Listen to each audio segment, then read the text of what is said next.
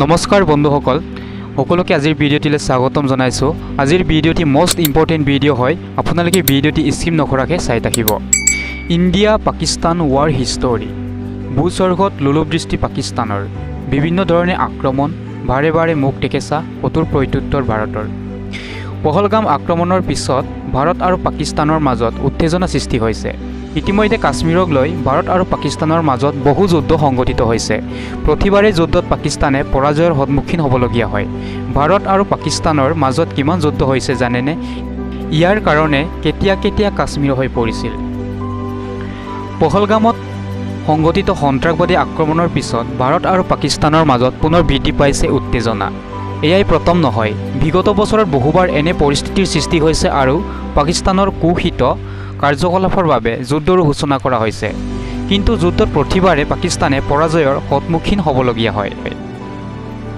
1947 চনত ইংৰাজৰ পৰা ভাৰত স্বাধীনৰ সময়ত ভাৰত বিভাজিত হৈ পাকিস্তান নামেৰে এখন নতুন দেশৰ জন্ম হয়। পাকিস্তানৰ নেতাসকলৰ উদ্দেশ্য ইমানেই বেয়া আছিল যে অনুপ্ৰৱেশৰ চেষ্টাৰ বাবে স্বাধীনতাৰ পিছত 1947 চনত দুয়োখন দেশৰ মাজত প্ৰথম যুদ্ধ হৈছিল।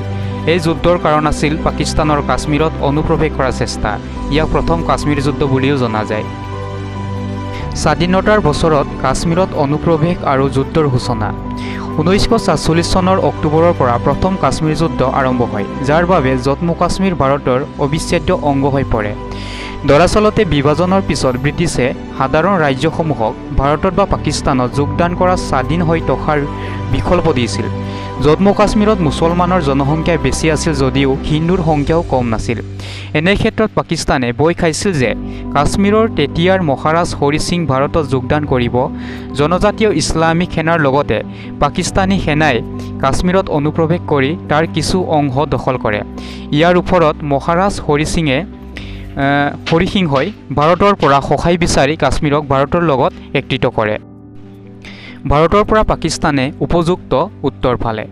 এই যুদ্ধত ভাৰতে পাকিস্তানক উপযুক্ত উত্তৰ দিলে আৰু পৰাজয়ৰ সন্মুখীন হ'বলগীয়া হয়। ইফালে এই বিষয়টো ৰাষ্ট্ৰসংঘৰ নিৰাপত্তা পৰিষদত উপনীত হয় আৰু 1948 চনৰ 22 এপ্ৰিলত 47 নং প্ৰস্তাৱ গৃহীত হয়। ইয়াৰ লগে লগে প্ৰকৃত নিয়ন্ত্ৰণ ৰেখা টানি 1949 চনৰ 1 জানুৱাৰীত যুদ্ধবিৰতি ঘোষণা কৰা হয়। নিয়ন্ত্ৰণ ৰেখা পালৰ বাবে এই অংশ পাকিস্তানৰ লগত থাকি গ'ল, যাক পাকিস্তান দখল কৰা কাশ্মীৰ বুলি কোৱা হয়।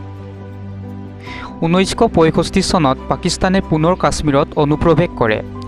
1947 চনৰ মৰ্মান্তিক পৰাজয় পাকিস্তান বিচলিত হৈ পৰিছিল আৰু ফলস্বৰূপে 1965 চনত পুনৰ কাশ্মীৰত অনুপ্ৰৱেশ কৰিবলৈ চেষ্টা কৰিছিল। পাকিস্তানে অপাৰেশ্যন জিব্ৰাল্টাৰৰ অধীনত ভাৰতীয় ভূখণ্ডত প্ৰৱেশ কৰি বিদ্ৰোহৰ উস্তনি দিবলৈ চেষ্টা কৰিছিল। ভাৰতে ইয়াৰ বিৰুদ্ধে তীব্ৰ প্ৰতিক্ৰিয়া প্ৰকাশ কৰি পাকিস্তানক ঘেৰি ধৰি পিছলৈ ঠেলি দিবলৈ আৰম্ভ কৰিলে। 17 দিন চলি থকা এই যুদ্ধত হাজাৰ হাজাৰ লোকৰ মৃত্যু হৈছিল। দ্বিতীয় বিশ্বযুদ্ধৰ পিছত সৰ্বাধিক টেংকাৰ এই যুদ্ধত ব্যৱহাৰ কৰা হৈছিল। এটা সময় আহিছিল যেতিয়া আমেৰিকা আৰু তেতিয়াৰ ছোভিয়েট ইউনিয়নেও এই যুদ্ধত হস্তক্ষেপ কৰিবলগীয়া হ'ল। ইয়াৰ পিছত যুদ্ধবিৰতি ঘোষণা কৰা হয়। ইয়াতেই ভাৰতৰ হাত আছিল। বাংলাদেশ মুক্তিযুদ্ধৰ আশংকাত 1971 চনত পাকিস্তানৰ আক্ৰমণ। এফালে পাকিস্তানে ভাৰতলৈ সদায় ঘৃণাৰ দৃষ্টিৰে চাইছিল আৰু আনফালে নিজকে নিয়ন্ত্ৰণ কৰিব পৰা নাছিল। পাকিস্তানৰ ৰাষ্ট্ৰপতি জুলফিকাৰ আলী বুণ্টো, সেনা প্ৰধান ইয়াহয়া খান আৰু শ্বেখ মুজিবুৰ ৰহমানৰ মাজত তীব্ৰ ৰাজনৈতিক যুঁজ। ইয়াৰ বাবে পূব পাকিস্তানত স্বাধীনতাৰ বাবে বিদ্ৰোহ আৰম্ভ হয়। পাকিস্তানী সেনাই এই অঞ্চলত বসবাস কৰা বাংলাভাষী লোকসকলক নৃশংসভাৱে অত্যাচাৰ চলাইছিল। ইয়াৰ বাবে প্ৰায় 1 কোটি বাংলাভাষী শৰণাৰ্থী ভাৰতলৈ পলায়ন কৰে। ইয়াৰ বাবে পূব পাকিস্তানত চলি থকা মুক্তি সংগ্ৰামত ভাৰতে হস্তক্ষেপ কৰিবলগীয়া হৈছিল। 1971 চনত ভাৰতৰ আক্ৰমণৰ আশংকাত পাকিস্তানে আক্ৰমণ কৰে। ইয়াৰ ফলত দুখন দেশৰ মাজত যুদ্ধৰ সৃষ্টি হয়। ভাৰতীয় বাহিনীয়ে বাংলাদেশত মুক্তিযুদ্ধত অংশ লৈ থকাৰ সময়তে অন্য প্ৰান্তত পাকিস্তানক উপযুক্ত উত্তৰ দি আছিল। 15,000 বৰ্গ কিলোমিটাৰ পাকিস্তানী ভূমি ভাৰতৰ দখল। এই যুদ্ধত ভাৰতে পাকিস্তানৰ প্ৰায় 15,000 বৰ্গ কিলোমিটাৰ ভূমি দখল কৰিছিল। এই ভূমি পাকিস্তানৰ দখল কৰা কাশ্মীৰ, পঞ্জাৱ আৰু হিন্দু অঞ্চলৰ আছিল। এই যুদ্ধত পৰাস্ত হোৱাৰ পিছত অৱশেষত পাকিস্তানী সেনাই আত্মসমৰ্পণ কৰে আৰু এখন নতুন দেশ বাংলাদেশৰ জন্ম হয়। ৯৩,০০০ৰো অধিক পাকিস্তানী সৈনিকক ভাৰতে বন্দী কৰি লৈছিল। দ্বিতীয় বিশ্বযুদ্ধৰ পিছত এইটোৱে সৰ্বাধিক সংখ্যক জোৱানক বন্দী কৰি লোৱা। এই যুদ্ধত পাকিস্তানে সেনাবাহিনীৰ এক তৃতীয়াংশ, নৌসেনাৰ আধা আৰু বায়ুসেনাৰ এক চতুৰ্থাংশ হেৰুৱালে। কিন্তু পিছলৈ চিমলা চুক্তি স্বাক্ষৰিত হৈ পাকিস্তানৰ সকলো মাটি ঘূৰাই দিয়া হয়। কাৰ্গিল যুদ্ধতো পাকিস্তানে পৰাজয়ৰ সন্মুখীন হ'বলগীয়া হয়।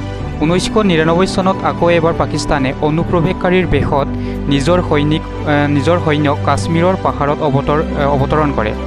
ওখ পাহাৰৰ ওপৰত নিয়ন্ত্ৰণ ৰেখা পাৰ হৈ পাকিস্তানী সৈন্যই কাশ্মীৰৰ কাৰ্গিল জিলাৰ ভাৰতীয় অঞ্চল দখল কৰে। ভাৰতে ইয়াৰ তীব্ৰ বিৰোধিতা কৰিছিল। কৌশলগত পৰিস্থিতি ভাল নহ'লেও ভাৰতীয় সৈন্যই সম্পূৰ্ণ সাহসেৰে যুঁজিছিল।